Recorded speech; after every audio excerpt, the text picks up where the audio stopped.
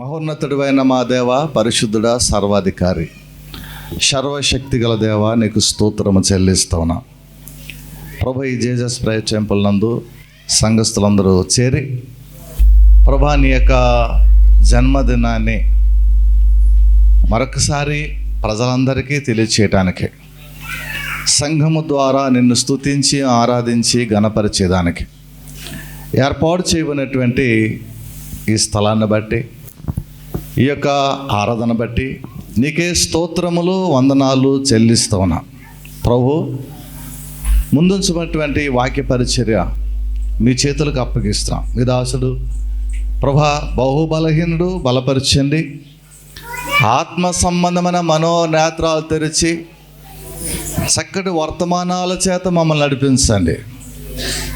ప్రభా, కూడి చేరిన బిడ్డలందరూ వర్తమానాన్ని విని ప్రభా నీలో ఉన్నటువంటి శక్తిని, నీలో ఉన్నటువంటి ఆశీర్వాదాన్ని, నీలో ఉన్నటువంటి త్యాగాన్ని గుర్తించి నీవు అనుగ్రహించబోతున్నటువంటి నిత్యత్వంలోనికి రావడానికి మమ్మల్ని అందరినీ సిద్ధపరచమని ప్రార్థన చేస్తున్నాం. సహాయం చేయండి.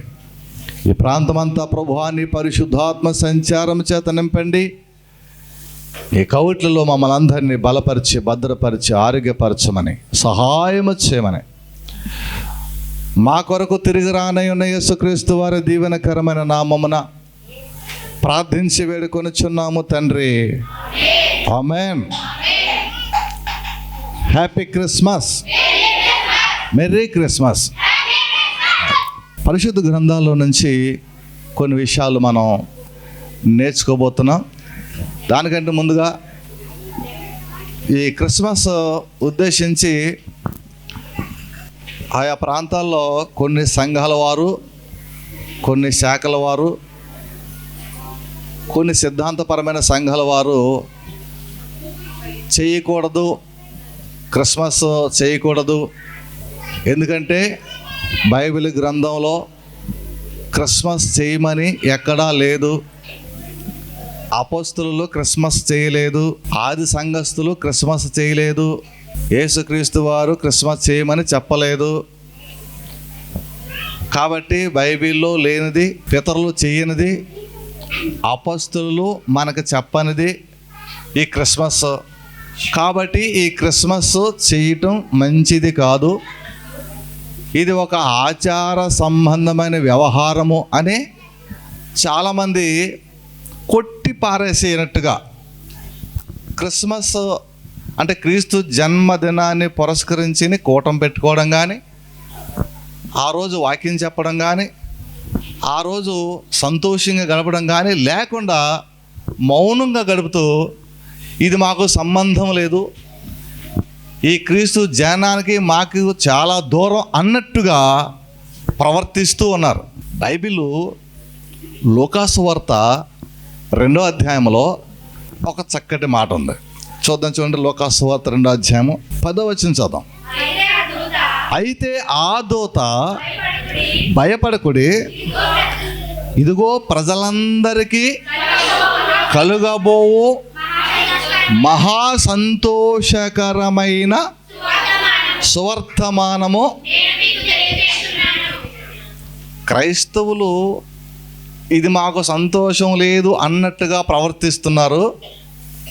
ఆయన జనం మాకు సంతోషం కాదు అన్నట్టుగా ఉంటే బైబిల్ ఏం చెప్తుంది? ప్రజలందరికీ కలగబోవు మహా సంతోషకరమైన, మన కుటుంబాల్లో, మన వ్యక్తిత్వ జీవితాల్లో, మన యొక్క పర్సనల్ లైఫ్లో చిన్న చిన్న చిన్న సంతోషాలు ఉంటాయి.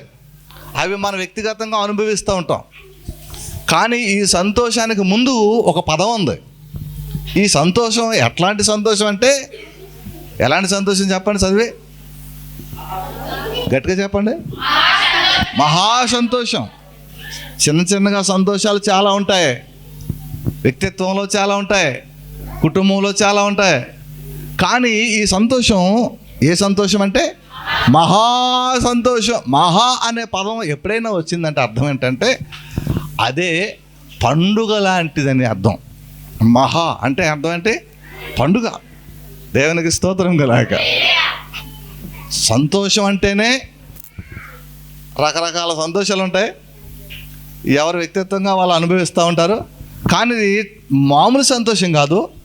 ప్రజలందరికీ, క్రైస్తవులు కాదు, ప్రజలందరికీ, ఆ కులం ఈ కులం, ఆ మతం ఈ మతం, ఈ ఊరు ఆ ఊరు, ఇది ఏ తేడా లేకుండా, భాషా ప్రాంతీయత తేడా లేకుండా టోటల్గా ప్రజలందరికీ మహా సంతోషం. అంటే అర్థం ఏంటి? అక్కడ పండుగే, దేవుని స్తోత్రం కలాగి. మొన్నొకసారి చెప్పాను, మనకి ఎవరన్నా ఇంట్లోకి వచ్చేటప్పుడు, ఎవరన్నా మనకి మంచి ఆత్మీయులు లేకపోతే చుట్టాలు బంధువులు కానీ లేదా ఎవరన్నా ప్రియులు ఎవరన్నా మన దగ్గరకు వస్తున్నప్పుడు మనం అంత గొప్పగా ఫీల్ అవుతాం. అబ్బో పలానా వారు మా దగ్గరికి వస్తున్నారు. ఒకవేళ మన ఎమ్మెల్యే గారు వచ్చిన, ఒక మినిస్టర్ మన దగ్గరకు వచ్చిన, లేకపోతే మన కుటుంబంలో బాగా ఉన్నతమైన వారు మన దగ్గరకు వచ్చిన, లేకపోతే మనం బాగా ప్రేమించే ఒక వ్యక్తి ఎక్కడి నుంచో మన దగ్గరకు వచ్చిన, మనం ఎంత సంతోషంగా ఫీల్ అవుతాం. సంతోషంగా ఫీల్ అయ్యి దాన్ని బాగా యాక్టివ్గా తీసుకుని దాన్ని ఎలా చేస్తామంటే ఒక పండుగగా ఫీల్ అవుతాం. అంటే లోకంలో ఉన్న మనము శరీరానుసారమైనటువంటి మన ప్రియులు, మన ఆత్మీయులు, మన కుటుంబ సభ్యులు, మన వాళ్ళు మన దగ్గరకు వస్తేనే మనము ఒక పండుగలాగా సంతోషిస్తే, పరలోకమందున్న దేవుడు భూలోకానికి దిగి వస్తే పండుగ కాదా? పండుగే. దేవునికి స్తోత్రం కల. అయితే క్రైస్తవ్యంలోనే క్రీస్తుని అంగీకరించిన వారే అపొస్తలులు చేయలేదని, లేకపోతే పితరులు మన పట్ల చేయలేదని, లేకపోతే యేసుప్రభువు వారు చేయమని చెప్పలేదని ఇలా ఫీల్ అవుతూ ఉన్నారు. సరే, అది వాళ్ళకి ఇష్టం, వదిలేద్దాం. అయితే దీంట్లో కొన్ని సందర్భాలను బట్టి వాళ్ళు అలా అనుండొచ్చు. కారణాలు ఏంటంటే, క్రీస్తు శకంలో ఇంచుమించు 352 నుంచి 340 లేకపోతే 350 దాటిన తర్వాత, 350 దాటిన తర్వాత కొన్ని ప్రాంతాలలో కొన్ని పండగలు చాలా విస్తారంగా జరగడం ప్రారంభించాయి. కొన్ని పండగలు అవి క్రైస్తవులకు సంబంధించిన పండుగలు కాదు. దాంట్లో ఒక పండుగ పాగన్ పండుగ, రెండవది పుట్టినరోజు సందర్భంగా తమ్మూజు పండుగ. ఈ పాగన్ పండుగ, ఈ తమ్మూజు పండుగ, రెండు పండుగలు కూడా క్రీస్తు శకం ఇంచుమించు 300 కాలం నుంచి ఒకలాంటి ట్రెండ్లోకి వచ్చేసాయి. ఆ ట్రెండ్ అలా నడుస్తున్న సందర్భంలో క్రైస్తవ్యంలో ఈ డిసెంబర్ 25 ఈ క్రిస్మస్ పండగ ఈ వ్యవహారం జరుగుతున్న సందర్భాల్లో చాలామంది ఏమనుకున్నారంటే, క్రైస్తవులు క్రీస్తు పుట్టినరోజుగా ఆరాధిస్తున్నారు, కానీ ఇది క్రీస్తు పుట్టినరోజు కాదు, ఇది వాళ్ళు ఆచరిస్తున్న తమ్మూజు పండుగ, వాళ్ళు ఆచరిస్తున్న పాగన్ పండుగ. ఈ కల్చరు ఆ పాగన్ పండుగ, ఆ తమ్మూజు పండుగని ఎక్కడ కలిపేశారంటే క్రీస్తు జనంలో కలిపేసి దాన్ని దీనిగా మార్చేశారు అని ఒక అపోహలో ఉండి చాలామంది క్రైస్తవులు ఈ క్రీస్తు జన్మదినాన్ని జరుపుకోవటం ఆపేశారు. దేవునికి స్తోత్రం కల. కారణం ఏంటంటే దాంట్లో విలువలేని సందర్భాలు చాలా మిక్స్ అయిపోయాయి.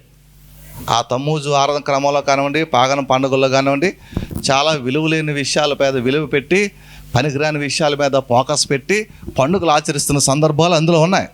కాబట్టి అదే సందర్భాల్లో క్రైస్తవులు క్రీస్తు జన్మదినాన్ని జరుపుకున్నప్పుడు వీళ్ళు ఏమన్నారు అనుకుంటే, ఇది కాదు అదే ఇందులో కలిపి చేసేసారన్న భావంతో వీళ్ళు ఏం చేశారంటే, ఇది క్రీస్తు జన్మదినం కాదు, పాగన పండుగ, తమ్మూజు పండుగ, కాబట్టి మనం చేయకూడదు అనే ఒక ఆలోచనకు వచ్చేసారు.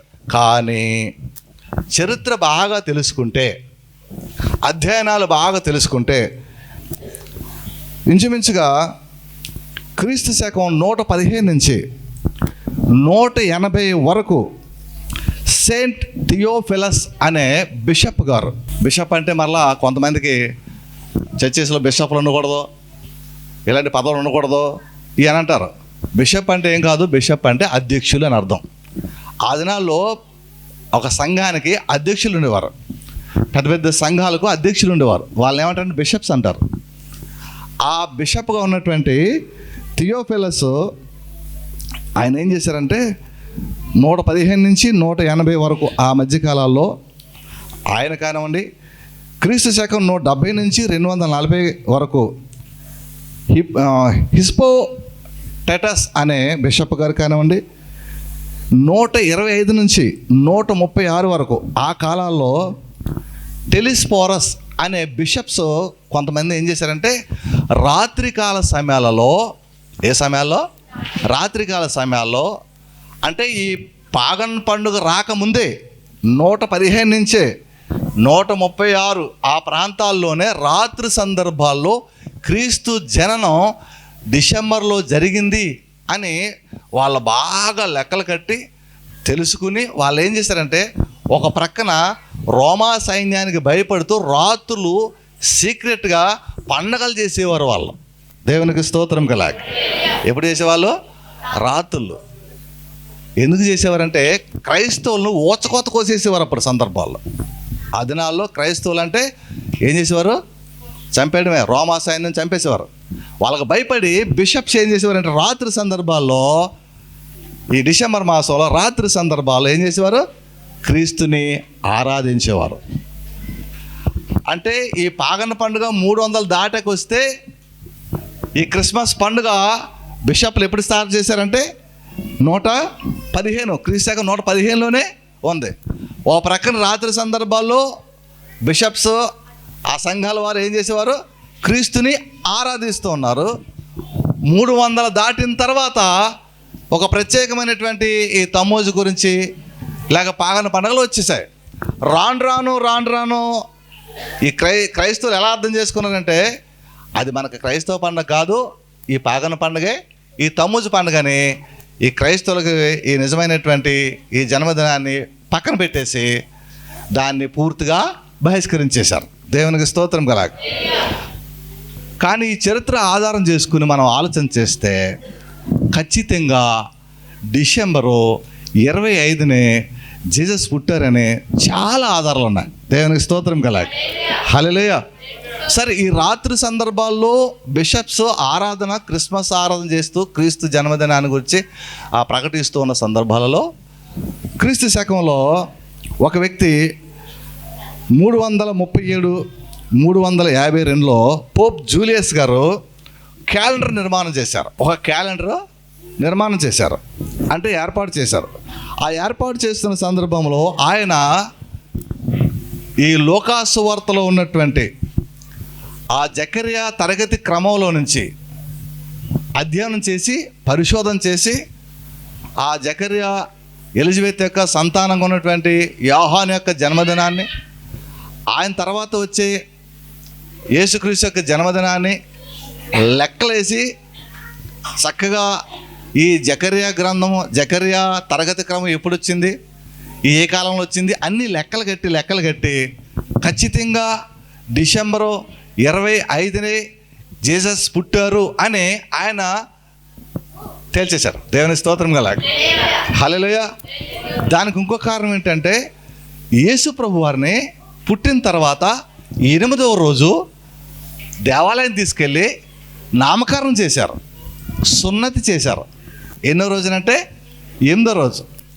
8వ రోజు నుంచి సున్నతి చేసిన ఆ విలువైన రాత ప్రతులు పట్టుకుని ఆయన అక్కడి నుంచి డేట్ లెక్కేసి ఏం చేశారంటే 8 రోజులు యేసుప్రభుకి 8వ రోజున సున్నతి చేశారు కాబట్టి 8 రోజులు బ్యాక్ వెళ్తే ఏ డేట్ వస్తుంది అని ఆయన లెక్కేసుకోండి. 8వ రోజు అంటే ఫస్ట్ నుంచి వెనక్కి వెళ్ళిపోండి. 31, 30, 29, 28, 27, 26, 25 ఎన్ని రోజులు వచ్చింది అంటే యేసుప్రభు పుట్టింది యేసుప్రభు లెక్కల్లోకి వెళ్ళింది 1వ తారీఖు అయితే ఆయన పుట్టింది ఎప్పుడవుద్ది? 25 అవుతుంది. చెప్పకూడదు. దేవుని స్తోత్రం చేద్దాం. అంటే దీనికి ఇంకా పూర్తి లెక్కలో చాలా బాగా బోర్డు మీద ఎక్స్ప్లెయిన్ చేయొచ్చు. మరొకసారి మనం దాని జాగ్రత్తగా చూద్దాం. ఖచ్చితంగా యేసు ప్రభు వారు వీళ్ళు పరిశోధించి తేల్చింది ఏంటంటే యేసు ప్రభు వారు డిసెంబర్ 25నే జన్మించారని. దేవునికి స్తోత్రం కలాగ. హల్లెలూయా. ఆ కాలాల్లో రోమ్ చక్రవర్తి గారు, కాన్స్టంటైన్ అనే చక్రవర్తి దేవుణ్ణి అంగీకరించిన తర్వాత అప్పుడు దాకా రహస్యంగా బిషప్లు ఏదైతే క్రిస్మస్ ఆరాధన చేసేవాళ్ళో ఈ కాన్స్టంటైన్ చక్రవర్తి అయిన తర్వాత ఆయన కూడా ప్రభువుని నమ్ముకున్న తర్వాత ఆయన అఫీషియల్గా డిక్లేర్ చేశారు, మీరు ఎక్కడిక చాటును చేసుకోక్కర్లేదు, డిసెంబర్ 25 మీరు అందరూ క్రిస్మస్ ఆరాధన చేసుకోవచ్చు అని డిక్లేర్ చేసి పడేశాడు. అంతే. చప్పలు కూడా దేవుని స్తోత్రం చేద్దాం. అప్పుడు దాకా ఇంచుమించు 115 క్రీస్తు శకం 115 నుంచి 181 వరకు లేదా 190 ఆ ప్రాంతం వరకు రాత్రులు మాటలే సీక్రెట్గా జరిగించుకునే క్రిస్మస్ కాన్స్టంటైన్ చక్రవర్తి, రోమా చక్రవర్తి అయిన తర్వాత ఆయన ఏం చేశాడు, మీరు సీక్రెట్గా జరిగించుకునే పనే మీకు లేదు, మీరంతా ఏం చేయొచ్చు, ఇప్పుడు 25వ తారీఖున క్రీస్తు అఫీషియల్గా మీరంతా ఆరాధించుకోండి అని చెప్పేశాడు. అంతే. దేవుని స్తోత్రం కలాక్. హల్లెలూయా. చూసారా, అప్పుడు దాకా ఈ క్రిస్మస్ ఎక్కడ జరిగింది? చీకట్లో జరిగింది. ఎప్పుడైతే రాజుని దేవుడు ఏర్పాటు చేసుకున్నాడో ఆ రాజు ఏం చేశాడు తెలుసా, మీరంతా బయటకు పబ్లిక్లోకి రండి, క్రిస్మస్ అని నేను పబ్లిక్ హాలిడే చేసేస్తాను, పబ్లిక్గా మీకు ప్రకటన చేస్తాను, డిసెంబర్ 25ని అఫీషియల్గా ఆయన ఏం చేశాడు తెలుసా, డిక్లేర్ చేశాడు. అప్పటి నుంచి ప్రపంచం అంతా కూడా ఏం చేస్తారంటే డిసెంబర్ 25ని క్రీస్తు జన్మదినం. దేవునికి స్తోత్రం కలగ. హల్లెలూయా. ఆ విధంగా క్రిస్మస్కి ఒక మూలాలు మనకి బయటపడుతున్నాయి. ఇంకా దానికి వివరణగా చెప్పాలంటే చాలా టైం పడుతుంది. దాని గురించి మరొకసారి నేను బోర్డు వేసి ఆ జకర్యా తరగతి క్రమం ఎప్పుడు వస్తుంది, ఏ నెలలో వస్తుంది, ఆయనకి యేసుప్రభు పుట్టడానికి ఎన్ని నెలలు గ్యాప్ ఉంది, అవన్నీ లెక్కలేసి థియరాటికల్గా ఒకటి నేను ఏర్పాటు చేస్తాను. అప్పుడు దాని గురించి మీరు అందరూ ప్రార్థన చేయండి. దేవుని స్తోత్రం కలగ. హల్లెలూయా. అయితే ఇప్పుడు ప్రాముఖ్యంగా వాక్యానికి వెళితే ఈ క్రిస్మస్లో, ఈ క్రీస్తు జన్మదినంలో కొన్ని అద్భుతమైన సంగతులు ఉన్నాయి. ఆ అద్భుతమైన సంగతులు కొంచెం తెలుసుకుని మనం ముగించుకుందాం. దేవునికి స్తోత్రం. హల్లెలూయా. పశుశాలలో నీవో, పశుశాలలో నీవో పవలించినావా పరదవు నీవో, పసిబాలుడవు కావు,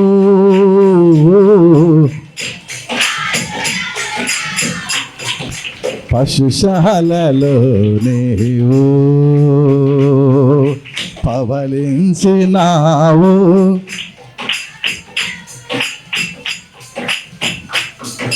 పసిబాలుడవు కావు, పసిబాలుడవు, చిరుప్రాయమందే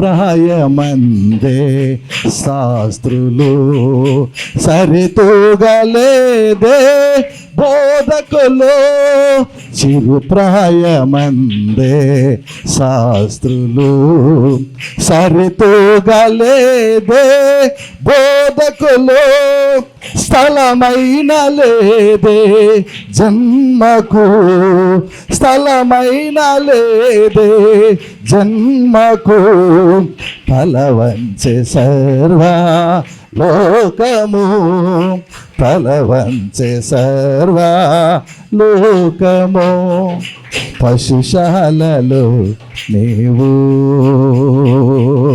పశుశాలలో నీవు పవలించినావు, పరమాత్ముడవు నీవో, పసిబాలుడవు కావు, స్థాపించలేదే తరగతులు ప్రతి చోట చూడా నీ పలుకే, స్థాపించలేదే తరగతులు ప్రతి చోట చూడా నీ పలుకే, ధరించలేదే ఆయుధములు, ధరించలేదే ఆయుధములు, వశమాయే జనులా హృదయాలు, వశమాయే జనులా హృదయాలు, పశుశాలలో నీవు, పశుశాలలో నీవు పవలించినావు, పరమాత్ముడవు నీవు, పసిబాలుడవు కావు, పసిబాలుడవు కావు, పసిబాలుడవు కావు, పసిబాలుడవు కావు. Happy Christmas, merry Christmas. ఆయన పసిబాలుడా? చెప్పండి రా, పసిబాలుడా? మరి పసిబాలు కాకపోతే కొంతమంది ఏం చేస్తారు చేసా, ఉయ్యాలో ఉయ్యాల, ఉయ్యాలే ఉయ్యాల, బాలయేసుకే ఉయ్యాల, ఇంకో యేసుకే ఉయ్యాల. బాలయేస ఆయన ఎక్కడో పైనుండి ప్రజలందరి కోసం ఏం చేస్తున్నాడు? ఇప్పుడైనా ప్రార్థన చేద్దాం. కొంతమంది ఏమో క్రీస్తు నేడు పుట్టాను. క్రీస్తు ఇవాళ పుట్టాడా? నేను ఎప్పుడు పుట్టాను? 50 సంవత్సరాల క్రితం పుట్టాను, అంతే కదా. మీరు ఎప్పుడు పుట్టారు? నేను ఎప్పుడు పుట్టాను అలా కుదురుతుంది? క్రీస్తు ఇప్పుడు పుట్టలేదు. క్రీస్తు 2024 సంవత్సరాల క్రితమే. దేవునికి స్తోత్రం గల. హల్లెలూయా. ఇంకా ఆయన కోసం పాకలేసి, ఆయన కోసం ఉయ్యాలేసి, ఆయన కోసం లాలి పాటలు పాడకూడదు. మనం లాలైపోతాం. మనం చాలా మెలుగుగా ఉండాలి. క్రీస్తుని మెలుగు కలిగి ఆరాధించాలి. దేవునికి స్తోత్రం గల. హల్లెలూయా. ఇప్పుడు క్రిస్మస్లో ఉన్న అద్భుతమైనటువంటి కొన్ని సంగతులను బట్టి మన వాక్యాన్ని ధ్యానం చేద్దాం. దేవునికి స్తోత్రం కలగాలి. హల్లెలూయా. ఈ క్రిస్మస్ ఆరాధన క్రమంలో చాలామంది ఏమనుకుంటున్నారంటే, క్రీస్తు పుట్టిన దగ్గర నుంచే క్రిస్మస్ వాక్యం వచ్చింది. నేను పుట్టిన తర్వాత, అంటే రమేష్ అని నేను పుట్టిన తర్వాత నా గురించి బయటికి తెలుస్తుంది. నేను ఎలాంటి వాడిని, ఎవరిని, ఎక్కడున్నానో, ఏం చేస్తున్నాను. నేను పుట్టిన తర్వాత చాలామంది ఏమనుకున్నారంటే, క్రీస్తు పుట్టిన తర్వాతనే క్రీస్తు పుట్టుక సువార్త బయటకు వచ్చింది అనుకుంటున్నారు. కానీ కాదు. క్రీస్తు పుట్టక ముందే క్రీస్తు పుట్టిన సువార్త అందించబడింది. చప్పలు కూడా తెలుస్తాం. క్రీస్తు పుట్టిన తర్వాత క్రీస్తు పుట్టిన సువార్త కాదు. క్రీస్తు పుట్టక ముందే క్రీస్తు సువార్త పుట్టింది. దేవునికి స్తోత్రం కలాగా. హల్లెలూయా. మచ్చికి కొన్ని విషయాలు చెప్పిస్తాను. ఆదికాండ గ్రంథం 3వ అధ్యాయం. ఆదాము హవ్వలు దేవుని ఆజ్ఞను అతిక్రమించిన తర్వాత దేవాది దేవుడు వారి దగ్గరికి వచ్చి వారిని, అంటే దేవుని ఆజ్ఞ తిరస్కరించి పాపం చేసినటువంటి హవ్వమ్మను, పాపం చేయడానికి కారణమైనటువంటి అపవాదిని, అంటే సర్పము లేక ఆ పాముని శపిస్తున్న సందర్భంలో క్రీస్తు పుట్టుక సువార్త ఉంది. చూద్దాం, చూడండి బైబిల్ గ్రంథంలో 3వ అధ్యాయము 14వ వచనం. అందుకు దేవుడైన యెహోవా సర్పముతో, నీవు దీన్ని చేసినందున పశువులన్నిటిలోనూ భూజంతువులన్నిటిలోనూ నీవు శపించబడిన దానివై నీవు కడుపుతో ప్రాకుచు నీవు బ్రతుకు దినములన్నయు మన్ను తిందువు, మరియు నీకును స్త్రీకిని నీ సంతానమునకును ఆమె సంతానమునకును వైరము కలుగును. ఇది అండర్లైన్ చేయాలి. 3వ అధ్యాయము 15వ వచనములో, నీకును స్త్రీ సంతానమునకును. ఎవరికంట? నీకును స్త్రీ సంతానమునకును. ఇక్కడున్న మనమంతా ఎవరి సంతానం అంటే పురుష సంతానం. చెప్పండి, మనమంతా ఎవరు? గట్టిగా చెప్పండి. స్త్రీలో నుంచే వస్తాం. స్త్రీలో నుంచి వచ్చినప్పటికీ మనం ఏ సంతానం అంటే పురుషుని యొక్క జన్యువులు మనలో ఉంటాయి. దేవునికి స్తోత్రం కాక. హల్లెలూయా. వారి రక్తం మనలో ఉంటుంది. ఇక్కడ ఏమన్నాడు? స్త్రీ సంతానము అన్నాడు. అంటే పురుషుని సంయోగం లేకుండానే స్త్రీలో నుంచి ఎవరు రావాలి? కుమారుడు రావాలి. దేవుని స్తోత్రం కలాక. కాబట్టి కన్య, ఎవరమే? కన్య. ఆ స్త్రీ సంతానమునకును సర్ప సంతానమునకును ఏం కలుగుద్దంట? వైరం. అంటే ఆదికాండ గ్రంథంలోనే క్రీస్తు జననాన్ని దాచి ఉంచిన దేవుడు. దేవునికి స్తోత్రం కలగాక. హల్లెలూయా. అది ఒకటి. రెండవది పరిశుద్ధ గ్రంథాల నుంచి రెండవది యెషయా గ్రంథంలో మనం ఇందాక వాక్యపఠనం చేసినట్లుగా 9వ అధ్యాయము, యెషయా గ్రంథం 9వ అధ్యాయము 6వ వచనం చదవండి. ఏలయనగా మనకు శిశువు పుట్టెను, కుమారుడు అనుగ్రహింపబడెను. ఆదికాండ గ్రంథంలోనేమో ఏమని రాశారు? స్త్రీ సంతానము. ప్రవక్తల గ్రంథమైన యెషయా గ్రంథములో ఏం రాశారు? ఏలయనగా మనకు శిశువు పుట్టెను, మనకు కుమారుడు అనుగ్రహింపబడెను. దేవునికి స్తోత్రం కలుగాక. హల్లెలూయా. క్రొత్త నిబంధనలకు వచ్చేస్తే ఇందాక మనం చదివాం. మత్తయి సువార్త చేద్దాం. క్రొత్త నిబంధన గ్రంథంలో ఇంకా పాత నిబంధన గ్రంథంలో చాలా ఉన్నాయి, కానీ మర్చిపోయి టైం చాలదు మనకి. పాత నిబంధన గ్రంథంలో స్త్రీ సంతానంలో నుంచి అని, యెషయా గ్రంథంలో ప్రవక్తల గ్రంథంలో కన్యక గర్భము ధరించి కుమారుని కన్నని, మనకి శిశువు అనుగ్రహింపబడును అని రాయబడింది. క్రొత్త నిబంధనకు వచ్చేస్తే మత్తయి సువార్తలో దేవదూతల ద్వారా క్రీస్తు యొక్క జననాన్ని ప్రకటిస్తూ దేవదూతగా పిలువబడుతున్నటువంటి ఏంజెల్ అయినటువంటి గాబ్రియల్ దూత యేసేపు వారికి చెప్పిన సందర్భం. ఇదిగో అదే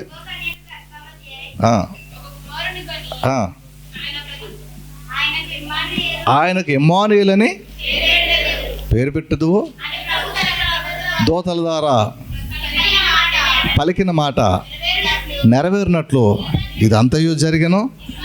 ఇమ్మానుయేల్ అని పేరునకు భాషాంతరమున దేవుడు మనకి తోడని అర్థము. పాత నిబంధన గ్రంథంలో 2 చూపించాను. ఒకటి స్త్రీ సంతానము, రెండవది శిశువు మనకు అనుగ్రహింపబడినాం. క్రొత్త నిబంధనలో ఒక 2 మాటలు చూద్దాం. మత్తయి సువార్తలో ఇమ్మానుయేల్ అని ఆయనకు పేరు పెట్టబడినాం. ఇది ఈ వర్తమానం ఎవరు చెప్తున్నారంటే దేవదూత. చెప్పరు, ఎవరు చెప్పారు మాట? దేవదూత. ఇదే దేవదూత లూకా సువార్తలో, అంటే వీటన్నిటిలో కొన్ని పదాలు ఉన్నాయి, అవి చెప్పడానికి ఇవి నేను కోట్ చేస్తున్నాను. లూకా సువార్త 1వ అధ్యాయము 34. అందుకు మరియా, నేను పురుషుని ఎరిగిందానే, ఇది ఎలాగూ జరిగిన దూత అనగా, దూత పరిశుద్ధాత్మ నీ మీదకి వచ్చును, సర్వోన్నతుని శక్తి నేను కమ్ముకొనును, కనుక పుట్టబోవు శిశువు పరిశుద్ధుడై దేవుని కుమారుడు అనబడను.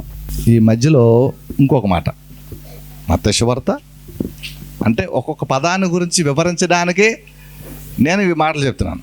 మత్తయి సువార్త 2వ అధ్యాయం. రాజైన హేరోదు దినముల్లో లేక రాజైన హేరోదు దినముల యందు యోదయ దేశ బెత్లెహేములో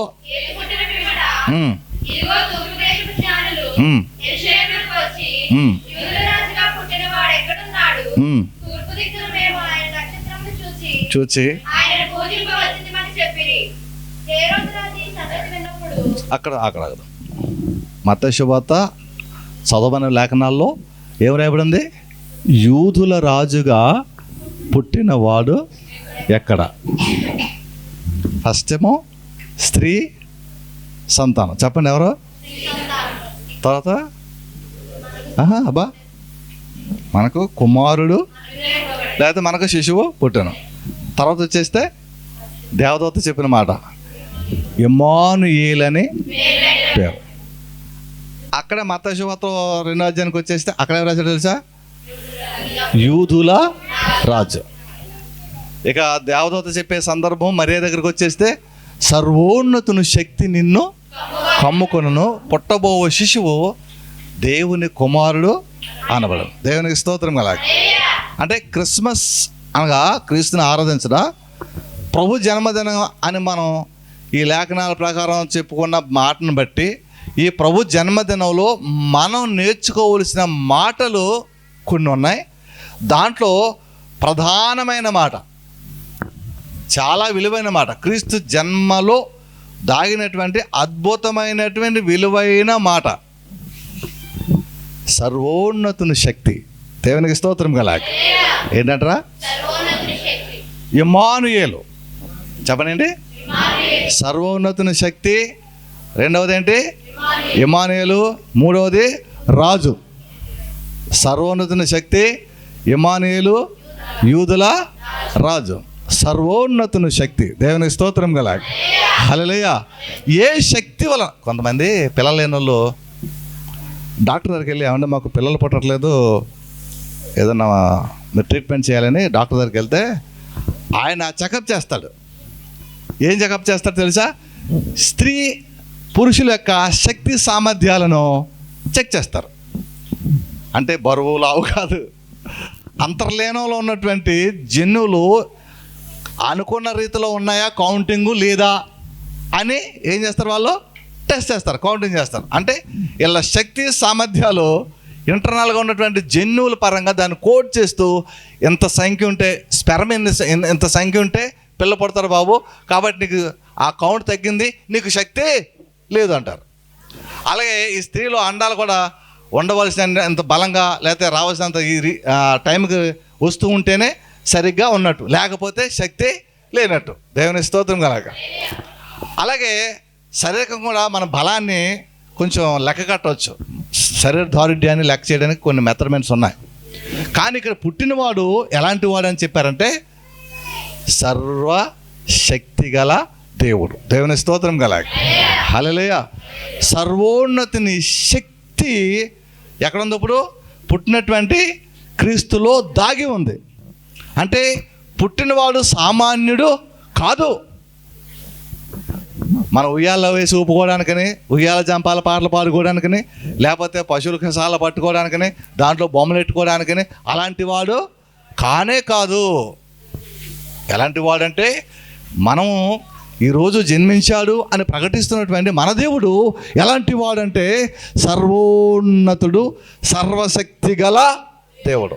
దేవునికి స్తోత్రం గల. ఆదికాండ గ్రంథం 17వ అధ్యాయము మొదటి మాటలో చూస్తే అబ్రహాముతో దేవుడు మాట్లాడుతూ చెప్పిన మాట చూద్దాం. చూడండి, ఆదికాండ గ్రంథం 17వ అధ్యాయము.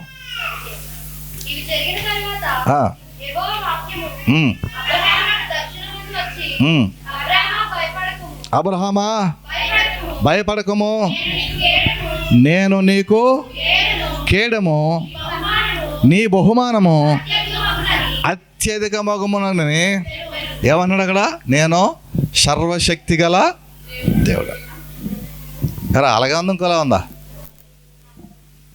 అందరూ చదవండి ఒకసారి. 17వ అధ్యాయము మొదటి మాట. 17. 99 ఏళ్ళ వాడే ఉన్నప్పుడు అందరూ చెప్పండి నేను, అందరూ చెప్పండి నేను సర్వశక్తి గల దేవుడను, నా సన్నిధిలో నిందారహితుడవై ఉండు. దేవుని స్తోత్రం కలగ. అంటే ఈ క్రీస్తు జన్మదిన సందర్భంగా మనం నేర్చుకునేది ఏంటంటే, మనం నమ్ముకున్న, మనం ఆరాధించిన, మనం పూజిస్తున్న దేవుడు ఎలాంటి వాడంటే సర్వశక్తి గల దేవుడు. కొంచెం కొంచెం కొంచెం కొంచెం కొంచెం శక్తి గల వాడు కాదు, సర్వశక్తి గల దేవుడు. ఆయనకు అసాధ్యమైనది భూలోకంలో ఏదే లేదు. యోబు గ్రంథం 33 చదివితే అక్కడ ఒక మాట ఉంది. యోబు గ్రంథం 33వ అధ్యాయము 13వ వచనంలో దేవుడు నరుల శక్తికి మించిన వాడు. బా, ఎంత గొప్ప పదాలండి. దేవుడా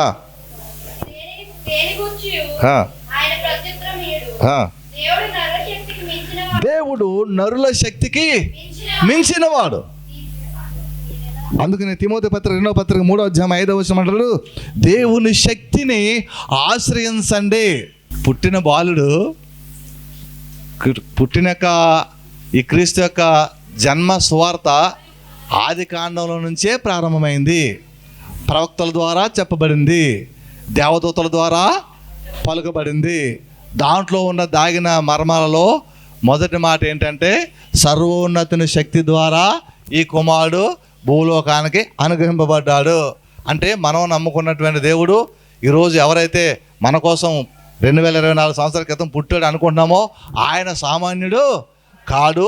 ఆయన ఎలాంటి వాడు అంటే సర్వోన్నతమైన దేవుడు. దేవుని స్తోత్రం గల, సర్వశక్తి గల చెప్పండి, ఎలా ఉంటుంది? సర్వోన్నతమైన దేవుడు, సర్వశక్తి గల దేవుడు. అందుకని యెషయా గ్రంథం ఇందాక పెద్దలు చదువుతున్నాడు, 9వ అధ్యాయం 6వ వచనం, ఏలైనగా మనకు శిశువు పుట్టిన, మనకు కుమారుడనగా రింపబడెను, ఆయన భుజముల మీద రాజ్యభారముండును.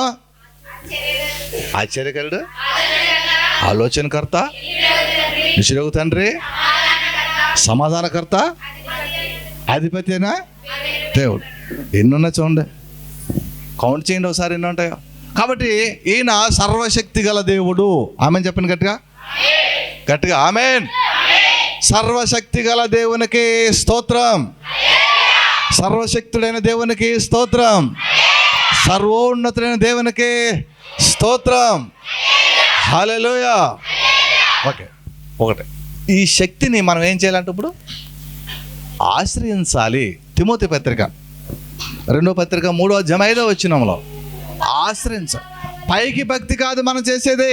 బాగా గమనించండి. 2024 ఎండింగ్లో ఉన్నాం, 2025కి స్వాగతం పలుకుతాం. ఒక వారం రోజుల్లో మీరు ఎప్పటి నుంచైనా మార్పు చెంది ఎలా ఉండాలంటే పైకి భక్తిగా నటించొద్దు. దాని శక్తిని ఏం చేయాలంటారా?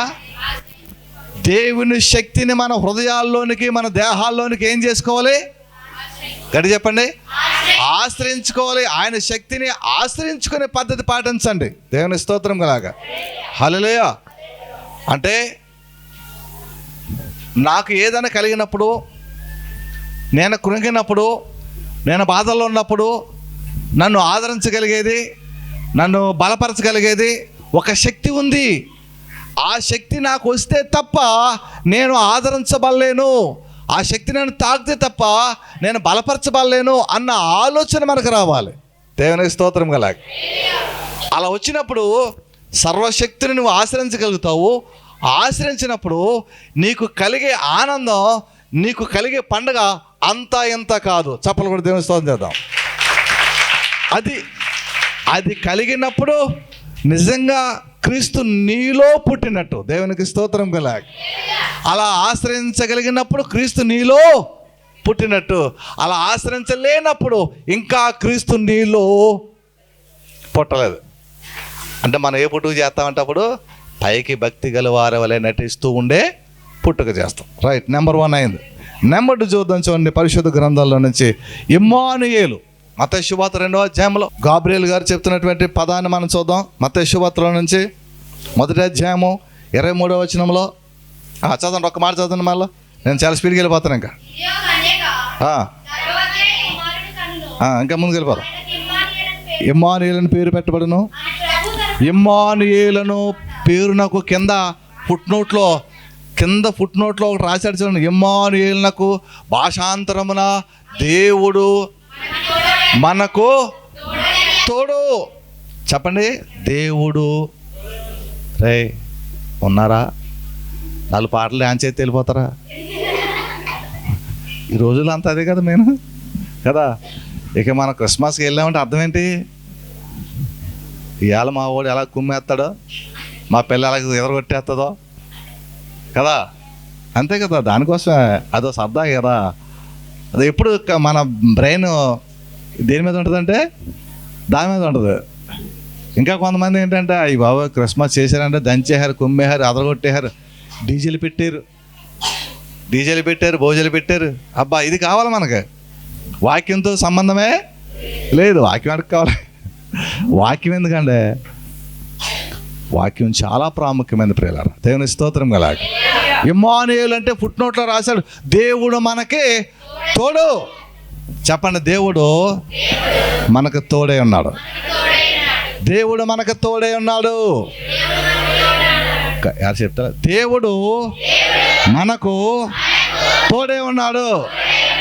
దేవుడు మనకు తోడే ఉన్నాడు. తోడే ఉన్నాడు. చాలా ఈజీగా చెప్పాను. తోడే ఉన్నాడు. చాలా మాట చాలా ఈజీగా ఉంది. తోడే ఉన్నాడంటే అర్థం ఏంటంటే ఇది పాలు కాసి తోడేస్తా చూసావా, అలాగా. దేవునికి స్తోత్రం కల. అర్థమైందా? పాలు కాసి గోరువెచ్చగా ఉన్నప్పుడు ఏం చేయాలి? అయితే ఏమవుతుంది అంటే మనం పాలు ఆయన తోడు మనకు వస్తే మనం కూడా ఏమైపోతాం? పెద్ద తోడైపోతాం. దేవుని స్తోత్రం కలగాలి. అంత తోడు అనమాట. అంటే ఇంకా దాన్ని చెక్కు గడ్డ పెరుగు అంటారు చూసారా? అరా ఏం పెరుగు అదే తెలుసా? మాకు ఏది అలాగే అవదండి, అయితే ఈ మధ్యన పాలు పలచకండి, పాలు ఏది కలిపేస్తున్నా అనకండి. మంచి గడ్డ పెరుగు అనమాట. అంటే ఎంత తోడేస్తేనే ఎంత పాలు ఏమవుతాయి? అంత గడ్డ అయిపోతుంది కదా, అంత తోడు. దేవునికి స్తోత్రం. హల్లెలూయా. ఆడెవడన్నట్టు అమ్మ తోడు అబ్బ తోడు అయ్యి తోడు కాదు, అవి కాదు రోయ్ పిల్లల. అమ్మ తోడు అబ్బ తోడు అయ్యి తోడు అది కాదు. ఈ తోడు ఏ తోడు? దేవుని తోడు. దేవుని స్తోత్రం కలాగా దేవుడు తోడు. యాకోబు అలా ఒంటరిగా వెళ్ళిపోతున్నప్పుడు యాకోబుతో దేవుడు మాట్లాడితే, యాకోబు నువ్వు వెళ్ళిపోతున్నప్పుడు నేను నీతో పాటు వస్తాను, మరలా నేను ఇక్కడికి తీసుకొస్తాను, ఏం భయపడకన్నాడు. అంతే. దేవుని స్తోత్రం కలాగా. హల్లెలూయా. మాట పట్టుకున్నాడు, ఒంటరిగా వెళ్ళిపోయాడు, అనేక జనాంగంతో తిరిగి మరలా ఇంటికి చేరగలిగాడు. దేవుని స్తోత్రం కలాగా. నీ ఒంటరి ప్రయాణంలో ఎప్పుడు మనిషి ఒంటరి రే. అమ్మాయిలు పెళ్ళి అయినా పెళ్ళి కాకపోయినా పిల్లలున్నా మనవల్లో మానాలు ఎంతమంది ఉన్నా మనిషి ఎప్పుడు కూడా ఎలాంటి వాడు? ఒంటరి వాడను దారి కనకున్నాను, కనికరించి నన్ను కాచిన యేసయ్యా. ఒంటరి వాడను దారి కనకున్నాను, కనికరించి నన్ను కాచిన యేసయ్యా. నీ చేతిలో నేను చిన్న గొర్రె పిల్లనయ్యా, చిన్న గొర్రె పిల్లనయ్యా. ఎత్తి నీ భుజముపై మోసిన యేసయ్యా, ఎత్తి నీ భుజముపై. యేసయ్యా నా యేసయ్యా, యేసయ్యా నా యేసయ్యా. లోకపు శ్రమలే నన్ను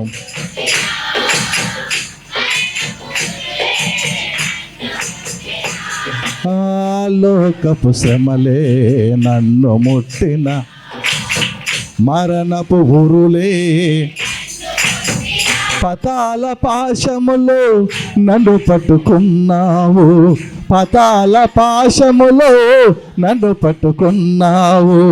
మరణమైపోకుండా నన్ను బ్రతికించావు, మరణమైపోకుండా నన్ను బ్రతికించావు.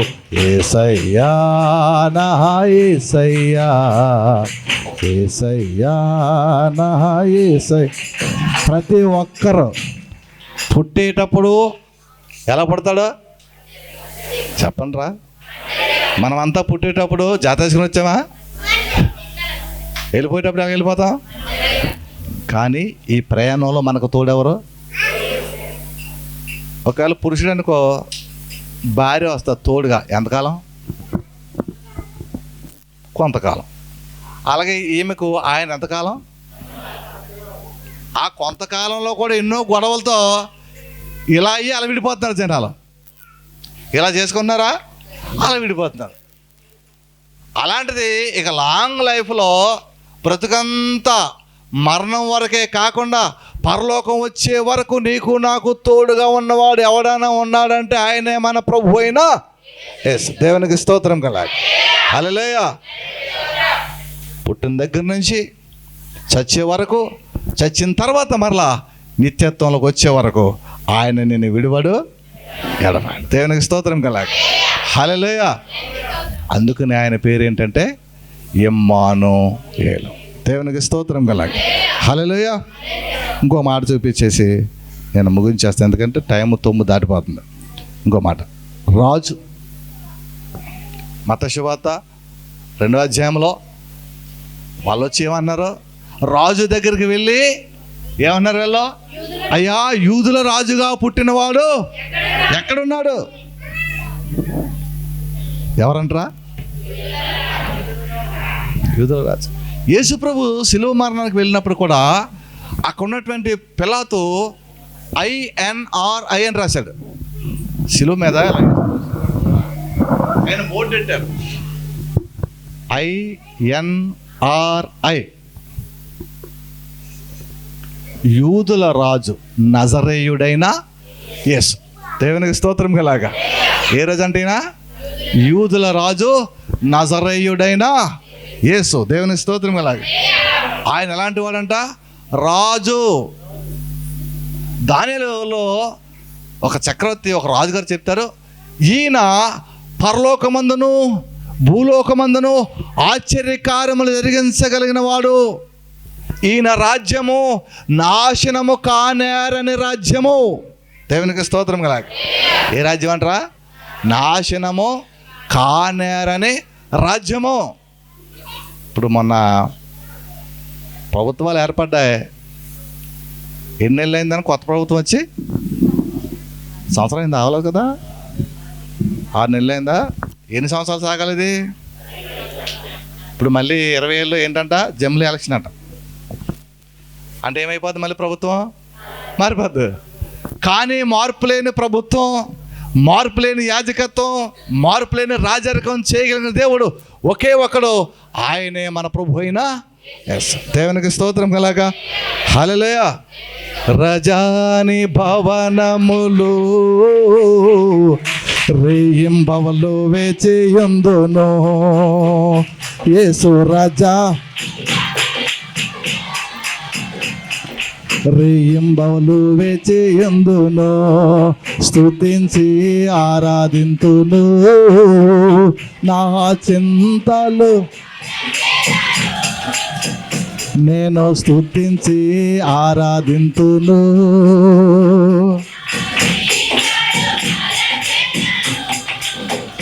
యేసు రాజా. దేవునికి స్తోత్రం. 95వ కీర్తన త్వరగా వెళ్ళిపోదాం. 95వ కీర్తన 3వ వాక్యాన్ని చూద్దాం. చూడండి. ఒకరేమో తిమోతి పత్రిక 1వ పత్రిక 6వ అధ్యాయం 15వ వచనం. చక్క స్పీడ్కి వెళ్ళిపోదాం. యెహోవా మహాదేవుడు దేవతలందరికీ పైన మహాత్యము గల మహారాజు. దేవునికి స్తోత్రం. గల మనం ఆరాధించే దేవుడు దేవతలందరికీ పైన దేవుడు, మహాత్యము గల మహారాజు. తిమోతి పత్రిక 1వ పత్రిక 6వ అధ్యాయం 15వ వచనంలో ప్రభులకు శ్రీమంతుడును. ఎవరంటారా మన దేవుడు? ఫస్ట్ చదవండి.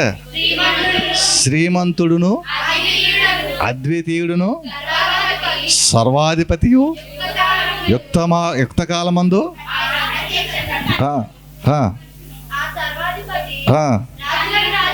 రాజులకు. ఎవరంట ఆయన? ఇప్పుడు మనం నమ్ముకున్న దేవుడు ఎవరా? అందుకనే జ్ఞానులు వచ్చి ఏమన్నా తెలుసా? యూదుల రాజుగా పుట్టినవాడు ఎక్కడ ఉన్నాడు? ఏ రాజు అంటేనా? యూదులకు. ఈయన ఏమన్నా తెలుసా? పిలాతు అన్నాడు, నువ్వు రాజు అంట కదా, నీ రాజ్యం ఏంటి? నువ్వెక్కడా అంటే ఆయన అన్నాడు, నా రాజ్యం వేరు, నీ రాజ్యము. నా రాజ్యము లోక సంబంధమైన రాజ్యము కాదు, నా రాజ్యము పరలోక సంబంధమైన. దేవుని స్తోత్రం. అంటే ఇప్పుడు మనం అంతా ఏ రాజ్య సంబంధం? పరలోక సంబంధం. దేవుని స్తోత్రం. గలాగ హల్లెలూయా. అందుకనే మనము మన హక్కులు, మన పౌరసత్వం అంతా పరలోకమందున్నది ఎరిగి ప్రతిదినము చాలా జాగ్రత్తగా బ్రతకాలి. ప్రార్థన ద్వారా బ్రతకాలి.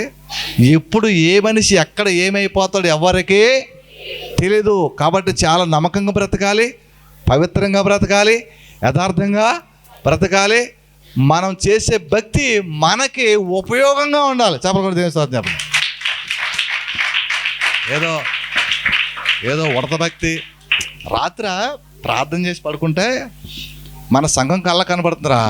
సంఘం అంతా ఉన్నారు, అందరూ 2 గుడ్లు పట్టుకొచ్చారు. ఎన్ని గుడ్లు? నేను గుడ్లు ఏం దాహేస్తున్నాను. అది ఏంటి ఉంటాయి కదా ట్రే, దాంట్లో పెట్టేస్తున్నాను. పెట్టేసిన తర్వాత మా జాషు వాళ్ళ అమ్మ వచ్చి అంటుంది, పాస్టర్ గారు నా గుడ్లు ఇచ్చాను కానీ నా పేరు రాలేదంటుంది. మీ అమ్మ దివ్యకృప అంటుంది, పాస్టర్ గారు నేను కూడా గుడ్లు తెచ్చానండి కానీ నా పేరు రాయలేదంటుంది. అరే అలాగా, సర్లేమ్మ నేను రాస్తానని పేరు రాశాను. తర్వాత మళ్ళీ కాసేపటికి చిన్నమని కళ్ళకొద్ది. చిన్నమని ఉంది అక్కడ. చాలా నీరసంగా ఉంది, చాలా బలహీనంగా ఉంది. ఏంటంటే ఎలా ఉందంటే, మీకోసం వచ్చాను లేదా నేను రానట్టుంది. అంత బలహీనంగా ఉన్నాం. దేవునికి స్తోత్రం. కలాగ మీరు రమ్మన్నారు చెప్పారు కాబట్టి నేను వచ్చాను, కానీ లేకపోతే నేను దేవునికి స్తోత్రం కలాగ. ఆవిడకేమో గుడ్లు ఇచ్చింది, మీరు అందరు గుడ్లు ఇచ్చారు, అందరి పేరు చేశాను, అందరి పేర్లు రాసినాను, కానీ ఎవరి పేరు రాలేదు నేను? దివ్యకృప పేరు రాయిపోతే ఆమంటుంది, పాస్టర్ గారు నా పేరు అప్పుడు రాశాను పేరు. ఏమంటుంది? చాలా బలహీనంగా ఉన్నాను, మీరు రమ్మన్నారు కాబట్టి ఏదో ఉంటుంది అర్థం. దేవుని స్తోత్రం కలాగ. హల్లెలూయా. అంటే ఎంత స్పష్టంగా దేవుడు మాట్లాడుతున్నాడు చూడండి. దేవుని స్తోత్రం కలాగ. నాతో అంత స్పష్టంగా మాట్లాడుతున్నప్పుడు నీతో మాట్లాడ్డా? నా కోరిక అదే, నాతో ఎంత స్పష్టంగా మాట్లాడుతున్న దేవుడు నీతో కూడా మాట్లాడాలని నాకు ఆనందం. చెప్పలేదు దేవుని స్తోత్రం కాదు. కానీ మీరేమంటారంటే, నాతో మాట్లాడు ప్రభువా, నీవే మాట్లాడుమయ్యా, నీవు పలికితే నాకు మేలయ్యా, నీవు పలికితే నీ దర్శనమే నాకు చాలయ్యా, నీ దర్శనమే. పాట చాలా బాగా పాడాం కానీ పలికలేదు మానగలదు. ఆయన తప్పకుండా మాట్లాడతారు దేవుడు. దేవుని స్తోత్రం కలాగ. ఆయన పేరు రాజులకు రాజు. ఆయన ఈ లోకానికి రావడానికి గల కారణాలు చాలా సందర్భాలు చెప్పాను. ఒక చిన్న విషయం చెప్పి ముగిస్తాను. ప్రతి వ్యక్తికి పాపము అనేది ఒకటి ఉంది. ఏముందో చెప్పండి? ప్రతి వ్యక్తికి అతను ఎలాంటి వాడైనా, ఎంత మహా గొప్ప వ్యక్తి అయినా, ఆస్తులు ఎన్నో అన్నా, బలం ఎన్నున్నా, బలగం ఎన్నున్నా, ఎంత ఉన్నతమైన వ్యక్తి అయినా, ప్రతి వ్యక్తికి బైబిల్ చెప్తుంది పాపము ఉంది. ఏమని చెప్పండి? దానికి 3 అంశాలు ఉంటాయి. పాపానికి ఎప్పుడు ఎన్ని అంశాలు ఉంటారా? చెప్పండి, ఎన్ని ఉంటాయి? ఇక్కడ చెప్పండి. పాపములు ఎన్ని అక్షరాలు ఉన్నాయి? మళ్ళీ పాపం అంటా అనుకోకుండా, పాపం అంటే పామే. పాప ప్లస్ పాము ఈజ్ ఈక్వల్ టు పాపము ఈజ్ ఈక్వల్ టు మరణము కదా. పాప ప్లస్ పాము, ఆ 2 పదాలు ఎక్కడ ఉన్నాయి? పాపంలోనే ఉన్నాయి.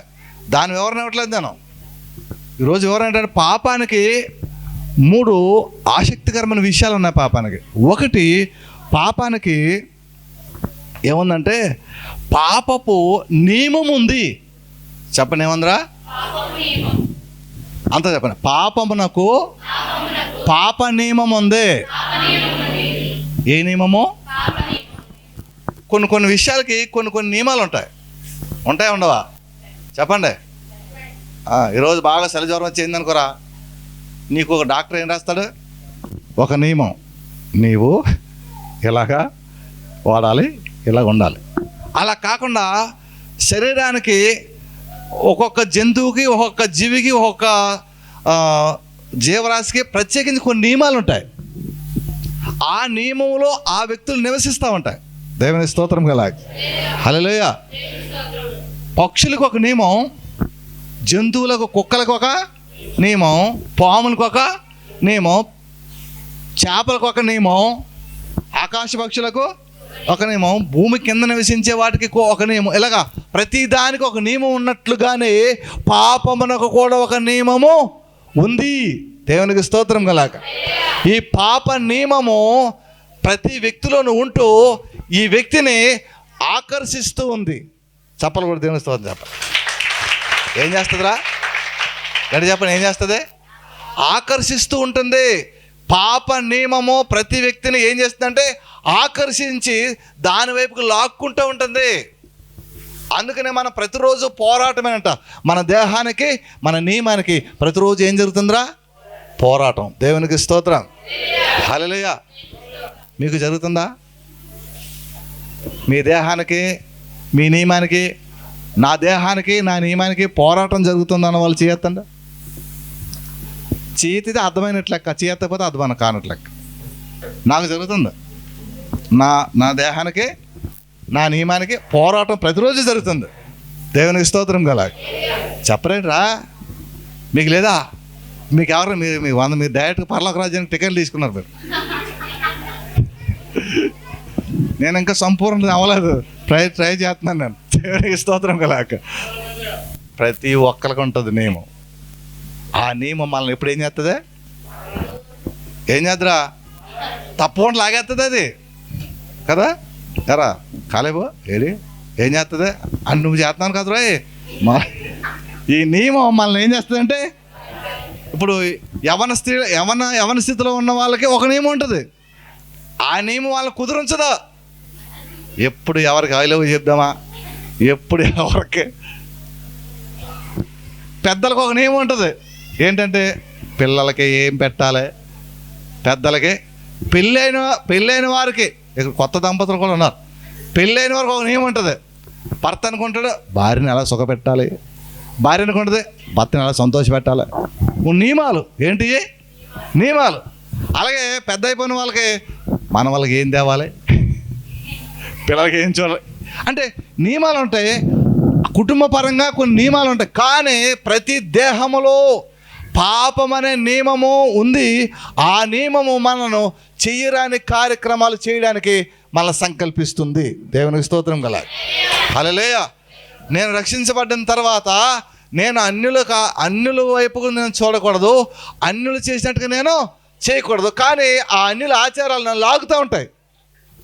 లాగుతున్నప్పుడు మనం ఏం చేయాలి, లాగెత్తుని వెళ్ళిపోకూడదు. ఆపడానికి ప్రయత్నం చేసి ఆపుకునేలాగా ప్రయత్నం చేయడానికి ప్రార్థన చేయాలి. దేవుని స్తోత్రం కల. పాప నియమం ఉంది, ఏంటది. తర్వాత ఆ పాపానికి రెండవది ఏముందంటే పాప శక్తి ఉంది. చెప్పండి ఏముంది, పాపపు శక్తి. అనుకుంటాడా డిసెంబర్ 31 వరకు తాగుతాను పాస్టర్ గారు, 31వ తారీఖున ఫుల్గా తాగేస్తాను పాస్టర్ గారు, ఇక 31 దాటిన తర్వాత 1 నుంచి ఇంకెప్పుడు తాగనంటాడు. ఎప్పుడు తాగేస్తాడంట, మొత్తం అన్నీ కలిపి 31 రాత్రి ఫుల్గా తాగేస్తాడంట. అలా ఆవిడతో కూడా చెప్తే, నీ మీద ప్రమాణం చేస్తున్నాను, ఈ రాత్రి వాగ్దానం చేసుకుని పులి స్టాప్ పెట్టేస్తాను, ఇక రేపటి నుంచి అన్నాడు తాగనంటాడు.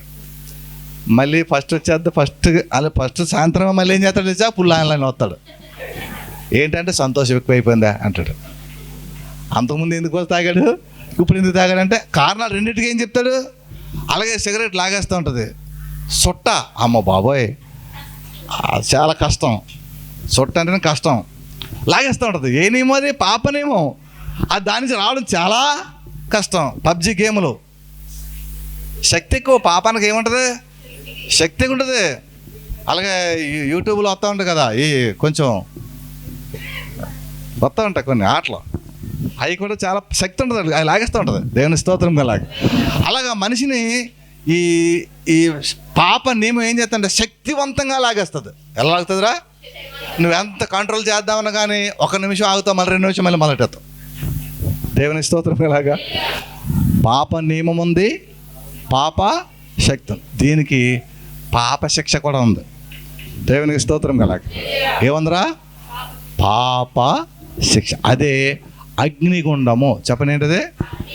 పాప నియమములో నుంచి విడిపించడానికి, పాప శక్తి నుంచి విడిపించడానికి, పాప శిక్ష అయిన మరణములో నుండి విడిపించడానికి మన ప్రభు అయిన యేసుక్రీస్తు లోకానికి వచ్చారు. చప్పలు కూడా దేవుని స్తోత్రం. హల్లెలూయా. అది అసలు విషయం. పాప నియమములో నుంచి లాగడానికి, పాప శక్తి నుంచి బయటికి లాగడానికి, పాపపు యొక్క శిక్ష నుండి బయటికి లాగడానికి మన ప్రభు మన కోసం దిగి వచ్చారు. చప్పలు కూడా దేవుని స్తోత్రం.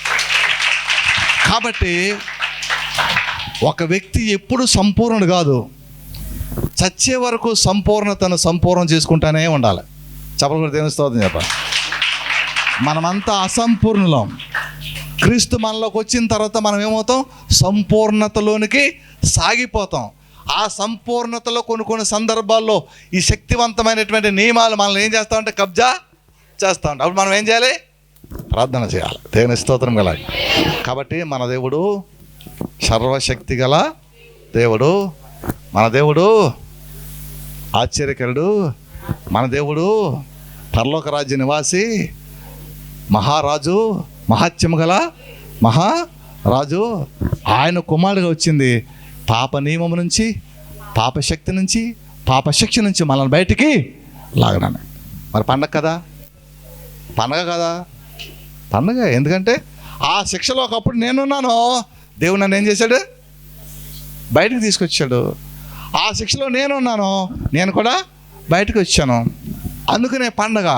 ఆ శిక్షలోకి వెళ్ళిపోయాడు లోకాసువార్తలో ఒక వ్యక్తి. తండ్రిని విడిచిపెట్టాడు, ఆస్తి అంతా తీసుకున్నాడు, దూరదేశం వెళ్ళిపోయాడు, అక్కడంతా నష్టపోయాడు, అన్ని లాసప్ అయిపోయాయి. బుద్ధి వచ్చింది, తండ్రి దగ్గరికి వచ్చాడు. ఏమన్నాడు? తండ్రి, పరలోకమునకును నీకును విరోధముగా నేను పాపము చేశాను, నాకు అర్థమైపోయింది నాన్న అన్నాడు. తండ్రి ఏం చేశాడు? అవతల పోరా అన్నాడా? ఏం చేశాడు? రాయ్, హ్యాపీగా బయటకు వెళ్ళండి, మంచి వధించినటువంటి దోనోడు తీసిరండి, వేసేయండి, పండగ చేసుకుందాం అన్నాడు. దేవుని స్తోత్రం కలగా. కొత్త బట్టలు వేసేయండి అన్నాడు. ఏమన్నాడు? కొత్త బట్టలు వేసేయండి, చెప్పులు వేసేయండి, ఉంగరం పెట్టేయండి, మంచి రెడీ చేసేయండి, మంచి మాంసం తీసుకొచ్చేయండి, వండేయండి, పండగ చేసేద్దాం. ఇంట్లో పండగ చేసేస్తున్నాడు. తప్పిపోయిన కుమారుడు ఇంట్లోకి వస్తే తండ్రి ఏం చేశాడు? పండగ చేశాడు. అబ్బో, నా కుమారుడు తప్పిపోయి మళ్ళీ ఎప్పుడో వచ్చాడని. ఇంట్లో ఉన్న కొడుకు అన్నాడు, నానా నాకు ఎప్పుడైనా ఒక మేకపిల్లని ఇచ్చావన్నాడు. ఏమన్నాడు? ఇంట్లో ఉన్నవాడు ఆడు మొత్తం బయటకు వెళ్ళి ఆస్తి అంతా పట్టుకెళ్ళి నాశనం చేసేసి జీవితం సంకనాగిపోయాక తిరిగి వస్తే ఆడికేమో కొత్త బట్టలు ఇచ్చి, కొత్త చెప్పులు ఇచ్చి, కొత్త ఉంగరం ఇచ్చి, వాడి కోసం మళ్ళీ స్పెషల్గా మంచి బలిసిని తెచ్చి వాడికి విందు చేసి పండగ చేస్తున్నావు. ఇంత కాళ్ళ నుంచి నీ దగ్గర ఉంటే నాకేమని ఇచ్చావా అన్నాడు. తండ్రి అన్నాడు, ఒరే నువ్వు ఎప్పుడు నా దగ్గరే ఉన్నావు, నాదంతా చప్పలు కొట్టి దేవుని స్తోత్రం చేద్దాం. నువ్వు ఎప్పుడు నా దగ్గర ఉన్నా కూడా నాదంతా నీ దగ్గర. కానీ ఈయన అలాంటి వాడు కాదు, తప్పిపోయి మరలా తిరిగి. అందుకని లోకాసువార్త చెప్తాడు, నశించిన దాన్ని వెతక రక్షించడానికి మనుష్య కుమారుడు లోకమునకు వచ్చాడు. కాబట్టి నశించిపోతున్న మనలను రక్షించడానికి పరలోకం దేవుడు భూలోకానికి వచ్చాడు. పండగ కదా, పండగే. మరి నిజంగా మనందరికీ ఒక గొప్ప అద్భుతమైన పండగ. కాబట్టి దండగ అనుకోకుండా ఆయన ఆశ్రయించి నిజమైన భక్తి చేసి పవిత్రమైన లోకమైనటువంటి పరలోకానికి వెళదాం. దేవుడు మనల్ని దీవించను గాక. Amen. Happy Christmas. Merry Christmas. మరొకసారి మీ అందరికీ జీసస్ ప్రేయర్ టెంపుల్ తరపున క్రిస్మస్ శుభాకాంక్షలు. All the best. God bless you. చిన్న ప్రార్థన చేసుకున్నాం. ప్రార్థన. మహోన్నతుడా, పరిశుద్ధుడా, ప్రేమల తండ్రి, సర్వాధికారి, సర్వశక్తిమంతుడా, ఆశ్చర్యకరుడా, ఆలోచనకర్త, నిశ్చయుడు తండ్రి, నీకు వందనాలు, స్తోత్రాలు నాయన. నువ్వు ఇచ్చిన వర్తమానాలు బట్టి మీకు వందనాలు ప్రభా. ఇదిగో తండ్రి, ఇంతవరకు చక్కటి మాటలు మాకందరికి వినిపించారు మీరు ప్రభా. నీ నిత్య రాజ్యానికి రావడానికి పాపపు నియమం నుండి, పాపపు శక్తి నుండి, పాప ఊబి నుండి, శిక్ష నుండి తప్పించడానికి లోకానికి కుమారుగా మీరు ఇచ్చారు తండ్రి. మీకు స్తోత్రాలు. నీ దీవెన, నీ ఆశయాలతో సంఘములు ఇంకెవరైతే రక్షించబడలేదో వారందరికీ రక్షణ భాగ్యం కలగచ్చేయమని త్వరలో రాబోతున్న యేసుక్రీస్తు వారి నామమున ప్రార్థించి వేడుకొనిచున్నాము తండ్రి. ఆమేన్.